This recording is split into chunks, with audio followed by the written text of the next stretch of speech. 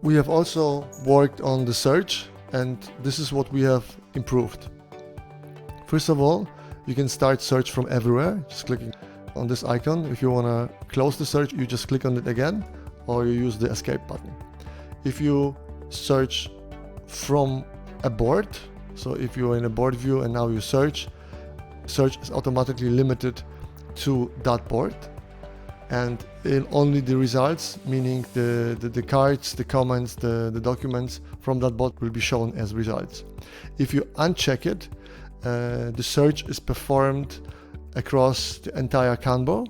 It means that all content that you have access to will be searched, and if there are boards where the search criteria matches but you have no access to, you will not see those results. It's called security trimming. The next thing that you probably realize are the different search results. So let's say when I search for Kanban, I see cards, I can search for comments, I can search for documents, also the content of the documents is searched here. I can search for boards and for board collections and for users. With the card pop-ups, it's very convenient now to open the search results. So if I, let's say, want to see if this is the card that I was looking for, I can just click on it and I see a pop-up. If it is not the result that I was looking for, I can just close it and move on with another one. I am not losing the context of the search.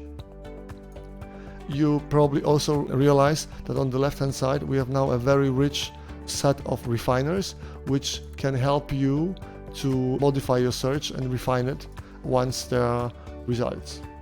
What's also very handy is that Kanban also remembers your last searches. So just by clicking on it, you can repeat a search, so you don't have to type in the whole phrase again.